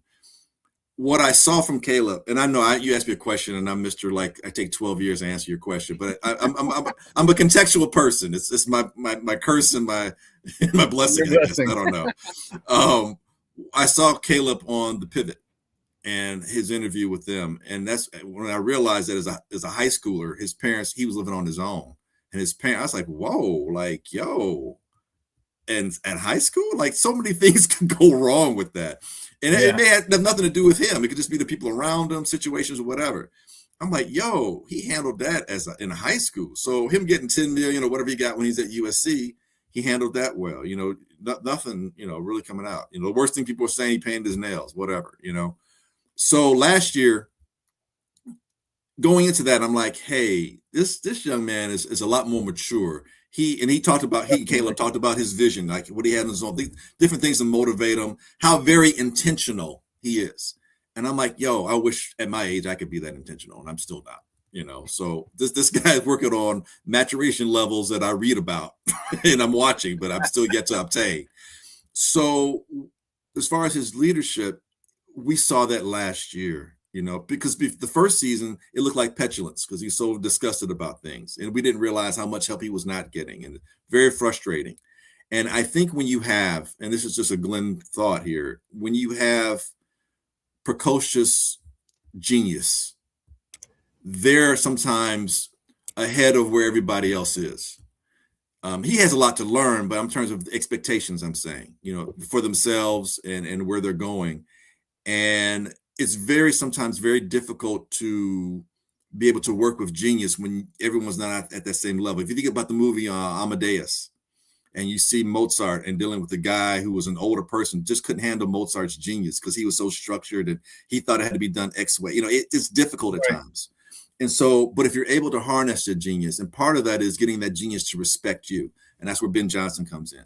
I think Ben Johnson gave Caleb like, okay, this is what I need. And Caleb said it himself a lot of times. This is what I need to push me. This is what I need to help me achieve what I want to achieve. But I realize I can't do it alone but I wasn't able to trust anyone to come along with me on this journey, or to shepherd me on this journey, or to mentor me in this journey, or to get me on the pathway I need to go to. And that happened last year. And we saw the maturation of the team. And Caleb, like, he does all this with the Iceman thing, but really what he's saying is like, I'm not pressed about this. It's like, we got this. And once he believed, and then he was able to share and bring it, you saw that quarterback be that leader on the field, because you saw it at the most dire times. And you didn't see it happen once, which could be lucky. You didn't see it happen twice, which was like, okay, lightning struck twice. You didn't see it happen 3 times, which is like, okay. You saw it happen 6, 7 times, and you saw it happen in the playoffs. So Caleb, and to get to your question, what he's doing in the offseason is just the next level. It's the next step. It's not only is it expected, it's something that is going to be in line with everything else. I think Peyton Manning, how intentional he is, or how he was, I should say, in the offseason, when it came to film study. Now, Peyton had his dad, he had all that, all that stuff around him ahead of time. Right. Caleb was working from a different vantage point.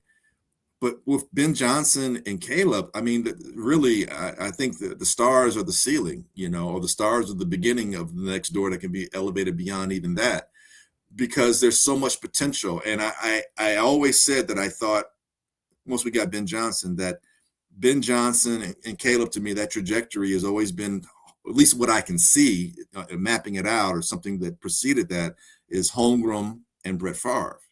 You got to be able to harness all that a bit. Now, Brett Favre is not mature, so it still isn't, as far as I'm concerned. So Caleb, that's a big win in our favor.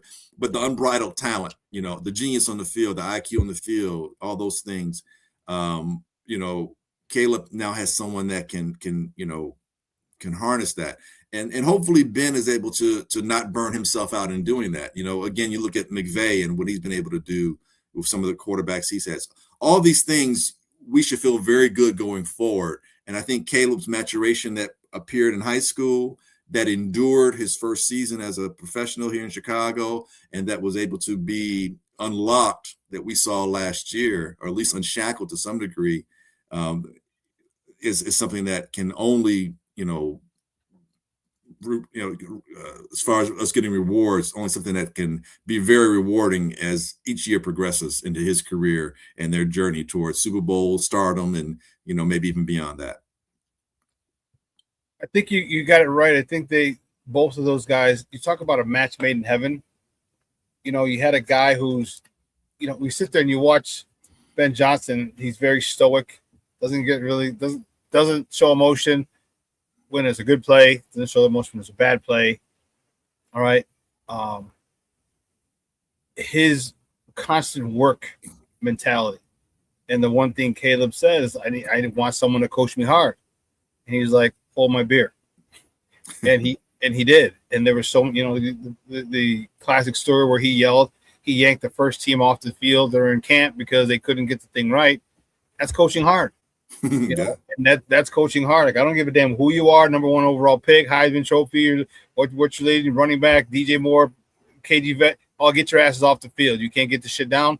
Let's go. You know what I mean? And I think that type of coaching is what enamored him to one of the things that enamored him, because as an athlete, you want to be coached. You always want to be coached hard, especially if you have those lofty dreams and ambitions like Caleb has. Exactly. You're not going to get that way with someone who's going to acquiesce to your every demand. He's going to put demands on you, and you have to live up to them. And I think that's the cool part. And Caleb's like, oh, I got a guy who I can't bullshit. I got a guy who's going to push me. I got a guy who wants me to be as great as I want to be. And I think that's what really works. And I think that's the cool part about it, is that they're both football freaks, and they love the fact that they're such football freaks, and they can be football freaks together. And I think that's going to take them a long, long way. And that's really, really fun to see, because we've never had that here. No, yeah. Not with the quarterback position, not with the play card. We had good quarterbacks, and that's good as I won't say great. We had good quarterbacks, but we never had anyone to develop them. And here you talked about, here we go, that D word again, that development. And he got a guy who's going to demand it out of him. Like, by hook or by crook, I'm getting that out of you, son. Come up off that talent. Like a hold up. You come up off that talent, homie. And he is. And to your point, and it's what Belichick was able to do with Brady. I don't know if he had a different quarterback, he would have been able to do it as much. So kudos to Brady as far as where his ego was to deal with Belichick. But when you put that kind of demand on the main guy, everybody else falls in line because it's like, well, if he do it to him, I know I have very little wiggle room to say anything counter to that. But to a more positive way, as opposed to just thinking about things in a retributive kind of way, it makes you want to do it. It makes you want to rise up to their level. It makes you want to be there. And you just think about a lot of these quarterbacks who've retired now, Hall of Famers, how their teammates, especially the wide receivers specifically, how they always speak in glowing terms. Even when there are times that their quarterback may have been hard on them, but don't come at their quarterback. They'll fight you tooth and nail. They'll fight you tooth and nail because it's respect. It's respect, and it's respect earned. It's respect gained, and it's respect paid forward. And when you have that type of synergy, working between individuals and coaches, all that stuff, you're going to create something positive. And it may not be a Super Bowl every year, but it may be a sustained playoff run for several years. It gets you through the tough times when injuries happen, when you face adversity. It gets you, a little bit of concession when it comes to the fans. They're like, "Oh, can we understand? You went through, okay, all right, but you guys are going to bring it back, right?" And then and when you have that, man, you get that you get the steel curtain nation. You get what the Pittsburgh Steelers have had for all my lifetime as a community. I'm talking about. You get what the Patriots currently have right now. You get with the Chiefs. You see with the Chiefs. You get what the Ravens have. You get with the Raiders, even though they up and down and struggle. Raider Nation is still it's a thing. Strong. Strong. Yeah. Don't say nothing about the Raiders, boy. Right. You get shanked.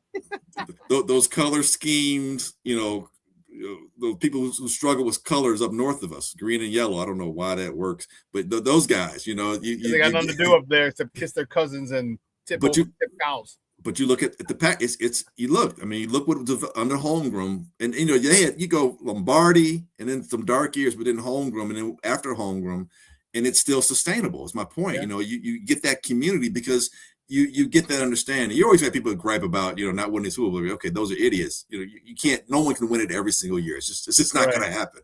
But as a community, you understand what you have, and that support is there, and it goes generations. And so. In the Bears, it's a different thing here, because we can point to some of our greatest illustrious moments, but man, the depths are so bad. There's such a gap between those wonderful moments, But what did I tell you when I first met you? Every generation, every 20 plus years, the Bears are good. They're good in the 40s, they're dominant. Won a championship in the 60s, 80s Bears. I talk about them. 06. 2000, early 2000, yep, love it. And so 2026 and 2028, I expect the Bears to win a Super Bowl in the next 3 years, or at least to go if they don't win. Guaranteed. I'm guaranteeing that right now. Guaranteed right here on ShawnSierraSports. Glynn Morgan, freaking tease it. Do they sign an edge? Do they sign an edge? Just have one more player? They will. Yeah? They will. I believe so. Whether it happens before the season begins, which is a strong possibility. I think before the trading deadline's done, and that will probably hinge upon if the Bears are 6-3, whatever it is. I forget whether so sometime I think in November now when the trading deadline closes. But I think if it makes sense during the season they'll get one. But I think they'll get one prior to the season beginning. And I think if that doesn't work, I think they will find a way to get someone useful. Who that person will be, Lord knows at this point. I don't, but I think that's the case, and I think they know that too, which is funny. They're just not going to say it out loud because you don't want to show your hand or whatever. But hey, deal me in. I'm just not going to show you what I got in my hand right now. Austin Booker is one of the guys we were speaking of edges, and I asked that question. But Austin Booker had a really good end of the season last year. Your thoughts on his next step forward moving into the season? If there's anybody, on the defensive line that I'm excited to see with anticipation going to the season, it's him. And it was like that last year a little bit too. And he was someone who, during the draft process of the year that he was taken, he was someone that I saw like, man, this dude, could be there in the late round. And the Bears, fortunately, but they had to use draft capital, but they went into the season ahead to go back into the draft to get him. When they got him, it was like, yeah, I thought coming in situationally, because there were some things just like, okay, can he hold at the point of attack? Can he hold the edge? Can he be an edge setter, but also a pass rusher kind of thing? But you just look at the physical traits, you know what I mean? Elongated arms, loping stride, the ability to keep people off because of his arm length, his decisiveness when he decides to how he's going to attack and get after the quarterback, the way he can pursue down the line, backside to make tackles. A lot of those things you were seeing shown up on tape.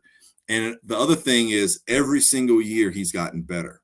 I'm like, okay, I like players like Jalen Hurts for the Eagles. It's like, I'm talking about Jalen Hurts going back to, and I hate Alabama. You know how much I hate Alabama, but every year he was getting better. And then when he transferred to Oklahoma, he was that much more better, Oklahoma. Then when he got to the pros, every year he got better. So he, goes to Super Bowl, then eventually went. So Booker to me is a player like that, where he gets better each year. And we hear about, what he's been doing in the weight room, getting a little thicker, getting a little wider, getting stronger.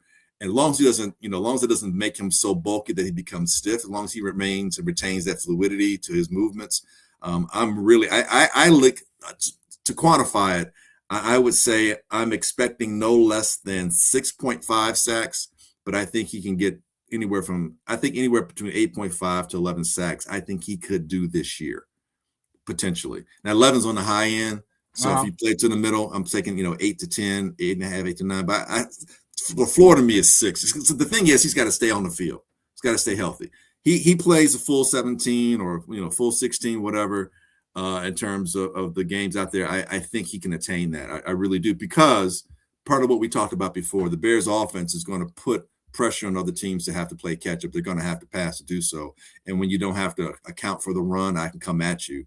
And that's going to help the pass. It's going to help what's been considered a weak pass rush, make them maybe adequate, or at least somewhat, consistent for them for this year until, again, more talent can kind of come in. And heaven help the other team, I should say, if a really established pass rusher comes in, because then you're not paying attention to Booker as much. And then maybe you can get all three guys on the field. Maybe you slide Montez in on the pass rushing down, and you got Booker and whoever else you get on the outside. Yeah, exactly. So yeah, man, I think that he's someone that, we'll be really excited to see week in and week out in terms of what he does. Because he was doing a lot towards the end of the season, man. Deflecting passes, breaking up stuff, getting back on. He's very talented. Catching people from behind, running, following the play from behind as the ball carrier stutters, waits for a block, boom, gets slammed in the back because he's pursuit. And I think that's what's awesome, is that his pursuit, his relentlessness is what's awesome. For sure. One more question before we let you go, man. And again, we're joined by Glynn Morgan, NFL Draft analyst. We're talking Bears football here on ShawnSierraSports on Sports Zone Chicago. Talk to me about the thoughts of all those injured players coming back and being able to perform. I'm talking about Grady Jarrett. All right. He is a guy who, he's coming. He had a year or two. He had an off season to train, not to rehab like last off season when he came here. Right. Dayo Dengbo we're expecting back. Okay, Shamar Turner we're expecting back. Talk to me about if those guys can become productive, how dangerous this defense can be, stopping the run and getting to the passer. Okay, this is where people start throwing knives and slings and arrows and shooting me with all types of missiles. I can't remember where I saw someone who had put up like a depth chart of the Bears, for all the positions. When I looked at the depth chart of the defensive line, the defensive front seven, I was like, but specifically the defensive line, I was like, this does not scream Super Bowl caliber to me right now. We're still building. And because there are a lot of question marks, with some of the players, injury wise, and someone like Shamar, who, I don't know who you are yet. You didn't have a chance to show or get developed. So you're still, as far as I'm concerned, you're still in your rookie phase, as far as being an NFL experienced player on the field. So, and then Grady is like, you're on the opposite end of that. You're on the tail end. So how does a person who is older as you are come back from injury? You know, how much have you retained or able to recoup, so on and so forth. And we don't know. So with that, my expectations are right now are very minimal. My thing is being on the field, being able to sustain for, you know, game to game. Can you do that? You know, and when we get to October, can you be consistent along with making plays? And when we get to November, can you make impactful plays when we need them? So my whole point is it's got to be a building kind of thing. So my expectations are very minimal right now. As far as how dangerous we'll be, I don't think the defense will be considered a dangerous defense or problematic defense for oppositions, for the opposition, I should say, for opponents, unless our offense is really good. Not really good, but exceptional. The Bears, I expect the Bears offense to, on a very low end, score 28 points a game. That's my floor. My ceiling is probably like 32, 33, which is a lot. People think it's not, but it's a lot to score 30. So if the Bears are somewhere between 28 and 32 or better, obviously, at that point, now I think the Bears defense can become not dangerous, but can become consistently effective. And consistently effective is maybe the Bengals, you know, when they went to the Super Bowl most recently. They have a great defense. But that offense, man, that's a problem.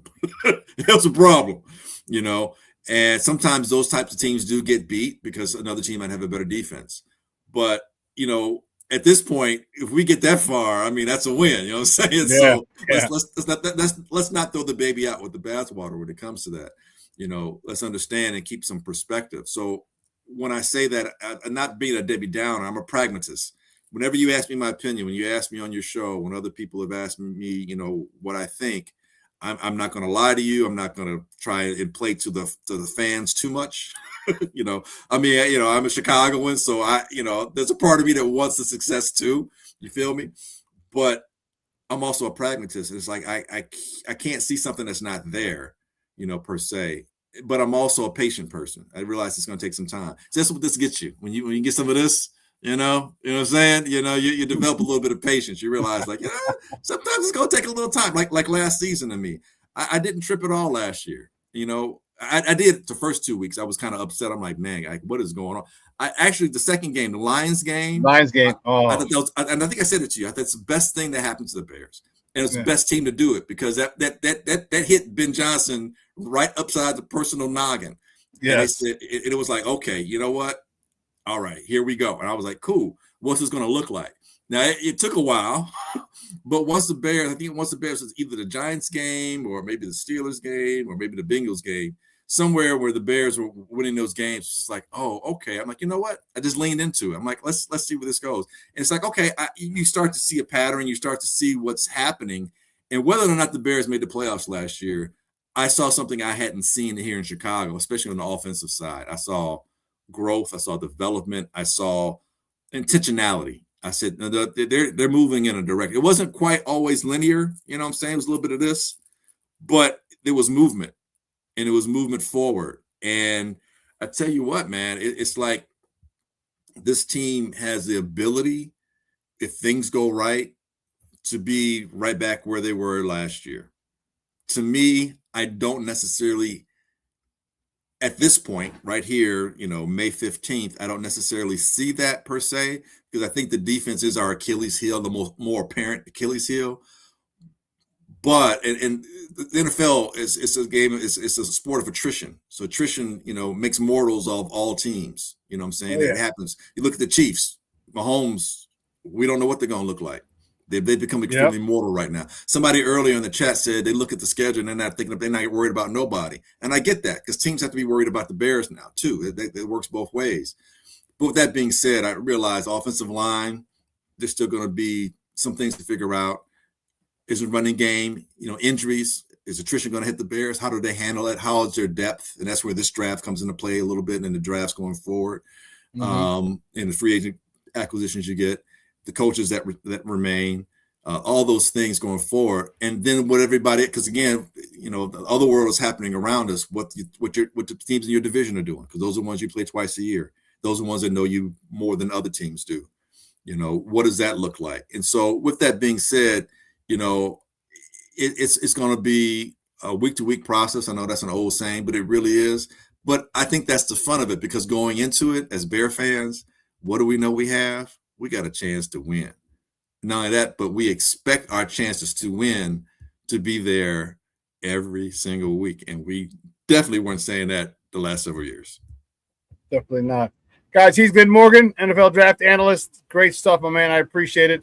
Do me a favor, let everyone know where they can find you online. Now, I put my number out just so people could call, because just to have conversations. But then I realized if I do that, I'm like Jimmy Butler, and I got the wrong people calling me, calling me too much. So not gonna do that. But to answer your question, man, I make appearances, especially during the football season, on Stacey King's Give Me the Hot Sauce podcast. You can catch me there. Find men as yourselves who allow me the opportunity to just ramble on different platforms. So you can find me on your platform from time to time, whatever you want me. Also, to me and my guys at Easy Smoking the GM podcast, catch us wherever you catch you listen to your podcast. And just I'm like the Silver Surfer spanning the galaxy. I'm spanning the internet spaceways, just kind of trying to rock and roll and do my thing wherever I'm allowed. So just type in the name, I may pop up, baby. Excellent, great stuff, man. We'll talk soon, man. We got to set up a $5 Tuesday. Yes, out at the park. For sure. Most definitely, sir. All right, man. Thanks. All right, man. Appreciate you, bro. All right, now. Peace. Guys, that's Glynn Morgan, NFL Draft analyst. Love having him on. Love talking. Man, just love having him on, his perspective, and hitting a nail on the head, man. You can call him the hammer, because he's always hitting the nail on the head in his analysis. Great stuff. As always, Glynn, man. Thanks for coming on. We really, really appreciate it. I'm excited, man, this weekend. All right, we got the Crosstown. I'll be there today.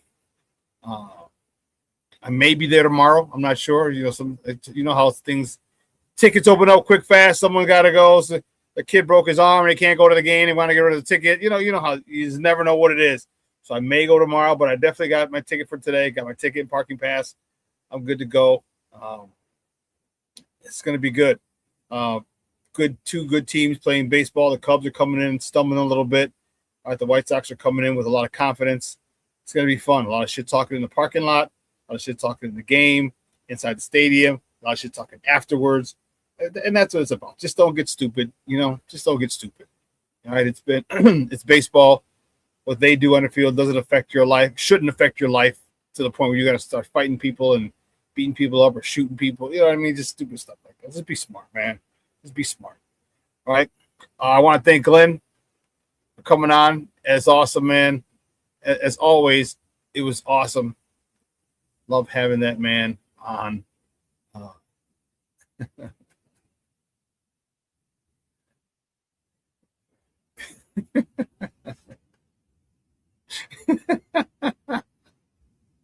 King Booker says Mooney hits one at 37th Street today. I hope so. I'm telling you, I'm going to be talking so much stuff. I think I'm going to get sick of myself. But 2 hours is coming and going. Like I said, I want to thank my guy Glynn for coming on. Glynn for coming on, man, and talking Bears with us. I want to thank you guys. Man, we did a lot today, interactive. That's why I love doing this. Interact with you guys. We're talking 12 wins, 8 wins, 9 wins, 10 wins, whatever you think it is. All right, we love talking sports. We love talking about our Bears. And the schedule release party came out yesterday, and we all made our predictions. And I'm excited about them because they're going to be fun to compare as the year goes on. All right, as the year goes on, to see I'm on track for the Bears to win 11 games. I'm on track. I'm ahead of schedule for the Bears to win 9 games. Whatever you pick, it's going to be fun for us to track it in real time. Okay, but listen, I want you guys to have a phenomenal weekend. It's going to be nice out. Hey, you know how the Shy gets, man. It gets a little crazy. So It's going to be 75 today. It's supposed to be 85 tomorrow. Okay. Be safe. Always be aware of your surroundings. Okay. Especially in the evening and at night. Right. And let your loved ones know you love them, because tomorrow is promised to no one. All right. You guys have a phenomenal week. Go Sox. Cubs.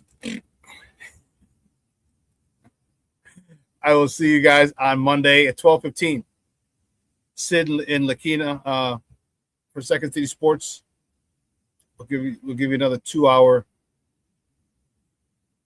tour of Chicago sports. And don't forget, all right, SportsZoneChicago.com, Sports Zone Chicago hats, hoodies, quarter zips, t-shirts, Bears Victory Monday t-shirts, FGB t-shirts, FGB hoodies, Cigar Fanatic t-shirts for men and women. Coaching matters. We just talked a big part about the coaching today.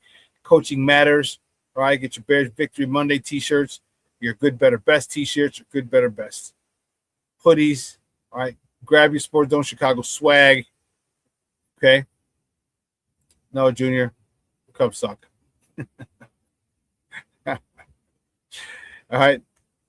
And if you're planning on going, start getting your tickets now get your tickets for the boat party, double nickel linen celebration for me, July 25th, 4:30 to 7:30. All right. You can Zelle with the Zelle tag Sports Zone Chicago via PayPal, ShawnSierraSports at gmail.com or Venmo at Shawn-Sierra. To get your tickets, it's going to be lit. All right. I gotta go. Yeah, gotta go. Listen, you have a phenomenal weekend. It is going to be awesome, especially when the White Sox take 2 out of 3, or maybe even sweep their asses back to the north side. So from everyone here at Sports Zone Chicago, I'm your boy, the SuperBack, Shawn Sierra. But your boy is out.